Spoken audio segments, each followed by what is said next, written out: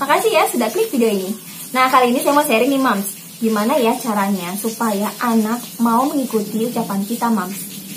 Karena setiap diajarin tuh anak tuh masih diem aja, cuek, kontak mata juga ada meskipun hanya beberapa detik. Mams mungkin merasa capek, udah berhari-hari kok ini anak gak ada kemajuan. Ada mungkin kemajuan, bisa menunjuk, mau main fokus, tapi setiap diajar bicara, diajak untuk menirukan suara tuh anak tuh diem aja. Nah, jawaban ini Mams sebenarnya sudah saya bahas di banyak video saya sebelumnya. Nah, di video kali ini Mams saya akan kasih tipsnya. Ini sesuai dengan pengalaman saya melatih 2 anak saya nih, yang memang awalnya respon mereka tuh cuek, acuh. Saya sering banget nih Mams, kalau saya panggil kakak, dia tuh nengok ke saya cuma beberapa detik, kemudian dia buang muka, nunduk lagi, lari lagi, diam lagi. Seperti Mams, saya bingung nih Mams, saya cari cara gimana supaya kontak mata anak saya saat diajak bicara itu melihat saya. Seperti yang Mams tahu, anak yang terlambat bicara itu karena sering menonton sudah pasti fokus otaknya itu hancur Mams. Jadi Mams harus latih anak dengan semua permainan fokus dari pagi sampai malam. Yang tentunya kalau anak capek, lelah, boleh membiarkan anak istirahat, tidur terlebih dahulu, tidak apa-apa. Nah, setelah anak bangun dari tidur, Mams bisa mungkin memberi makan terlebih dahulu atau mengajak dia main sebentar, main bebas. Kemudian bisa mengajak anak, bujuk anak dengan kata-kata halus supaya anak mau mengikuti ucapan Mams. Supaya anak mau mengikuti permainan fokus. Nah, yang pertama itu Mams sudah tahu ya, pastinya harus melatih fokus otak anak. Itu harus setiap hari Mams. Kalau cara saya, setiap hari, setiap sejam sekali, selama 5 menit, saya selalu melatih fokus otak anak. Caranya, saya bikin semua permainan yang otak anak saya itu bisa berpikir, menghafal, mengingat. Saya bikin permainan yang otot-otot tubuh anak saya gerak, otot kakinya juga gerak. Kenapa harus serepot itu? Kenapa harus secapek itu, Mams? Harus, Mams. Semua yang saya bilang tadi, baik itu melatih otot-otot mata, melatih fokus otak, melatih gerakan otot tangan, otot kaki, semuanya itu berhubungan dengan kerja otak. Semakin sering Mams melatih fokus otak anak, semakin Mams sering melatih semua otot-otot tubuh anak untuk bergerak, semakin bagus kerja otak anak. Mams harus punya jadwal. Mams bisa misalkan menulis di buku, di kertas, jadwal jam berapa ke jam berapa anak ini belajar fokus. Misalkan Mams itu pagi selesai masak jam 10, ya udah start jam 10, Mams bisa latih anak dengan semua permainan fokus. Pokoknya Mams, dalam 1 hari itu anak otaknya harus berpikir, mengingat, menghafal, semua otot-otot tubuh anak harus bergerak. Permainan terserah, dan Mams harus menciptakan semua permainan fokus dengan suasana yang ceria, yang senang, supaya hati anak tuh ikutan senang. Dia juga mau ikutin semua permainan dari mamanya tuh, suasana hatinya, aduh, mamanya baik banget. Terus dia tuh kayak disemangatin sama mamanya. Kalau dia nggak bisa, mamanya nggak marah. Kalau dia nggak bisa, mamanya bantuin. Seperti itu, Mams. Jadi kalau anak nggak bisa, ya Mams nggak perlu marah. Emosi kita turun dulu demi anak ya Mams ya. Jika Mams sudah melatih fokus otak anak, cara yang kedua yang sudah pasti, anak yang belum bisa bicara itu, otot-otot sekitar mulutnya Mams itu masih kaku. Jadi Mams harus latih semua otot-otot mulut anak ini dengan gerakan oral motor.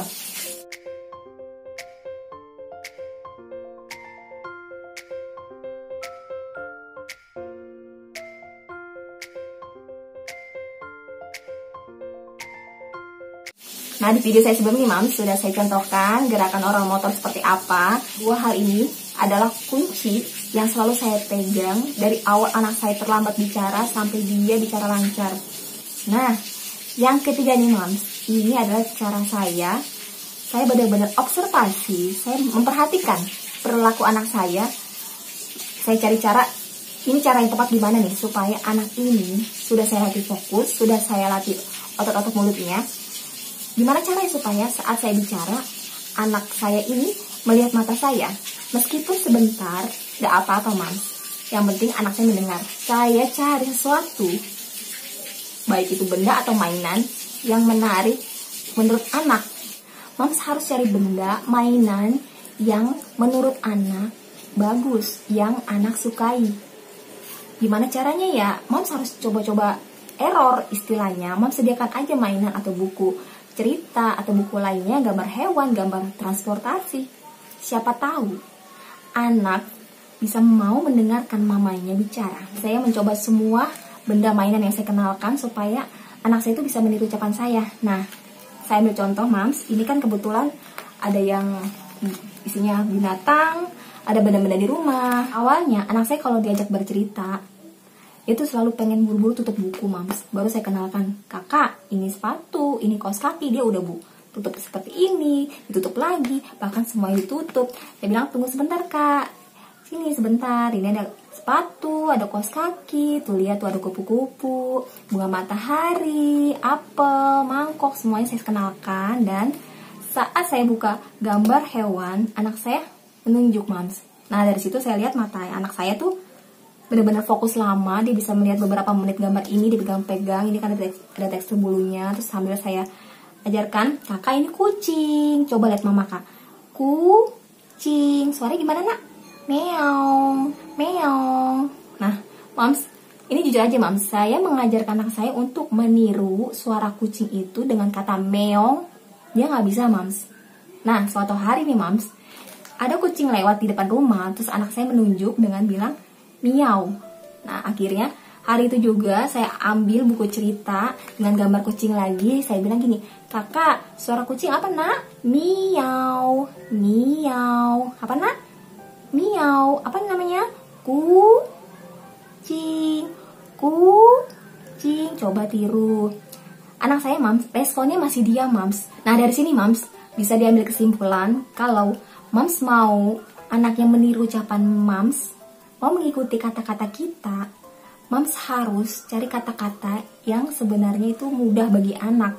Mungkin nih, Mams, anak saya tuh kalau saya bilang kakak, suara kucing tuh meong. Tapi mungkin ya, Mams, susah. Anak saya cari kata sendiri, miau. Nah, dari situ ya saya lanjutkan cerita lagi. Kalau setiap cerita kucing, saya selalu bilang sama anak saya, kucing itu miau. Pokoknya Mams cari kata-kata yang menurut Mams itu anak bisa mengikuti, Mams. Terserah, Mams, kasih kata-kata yang mudah.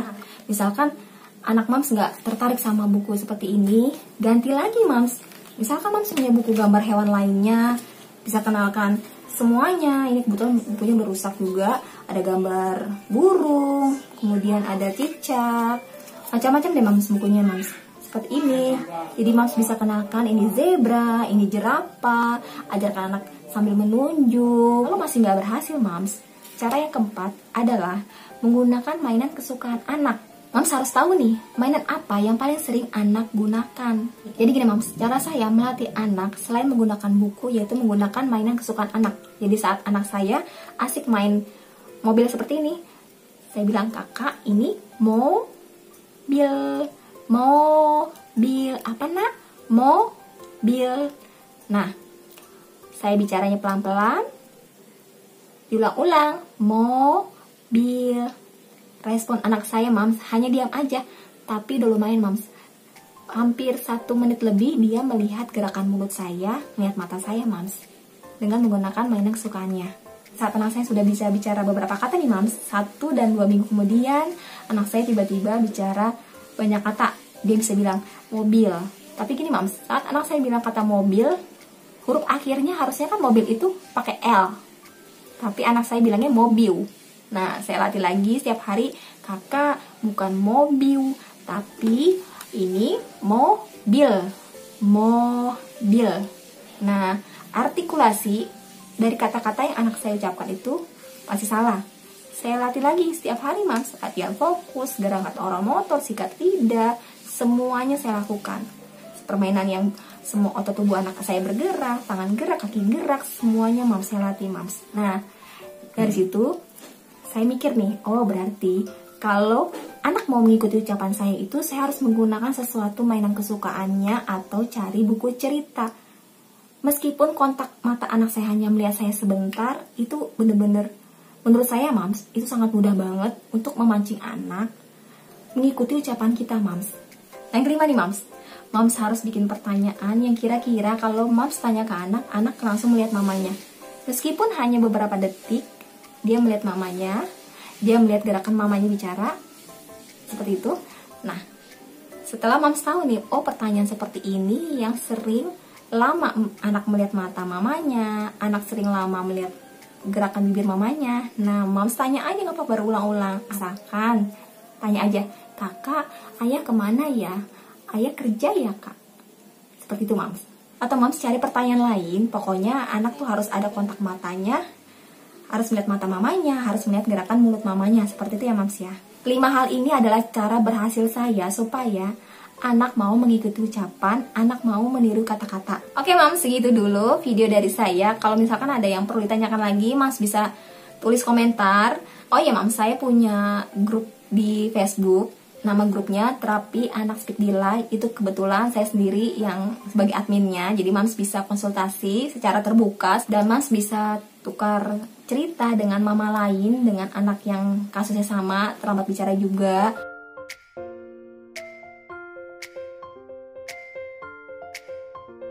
Atau jika Mams mau konsultasi secara gratis sama saya, boleh ke Instagram saya. Atau nih Mams, saya baru bikin grup Telegram, Mams bisa join dan gabung ke grup Telegram, bisa bertukar cerita sama mama lain juga. Kurang lebihnya saya mohon maaf ya Mams kalau ada kata-kata di video ini yang menyakiti, yang menyinggung. Itu bukan maksud saya Mams. Semoga Mams bisa mengerti dan gerak cepat nih Mams.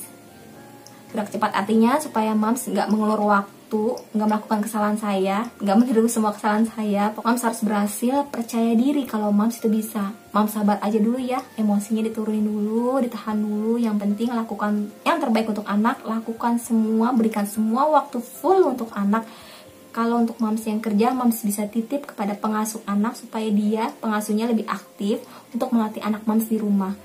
Dimanapun anak terapi, di klinik, rumah sakit, maupun terapi di rumah secara sendiri, secara mandiri, Mams wajib melatih otak anak setiap hari harus berpikir, mengingat, menghafal, otot tubuh anak semuanya bergerak, tangan gerak, kaki gerak. Kenapa?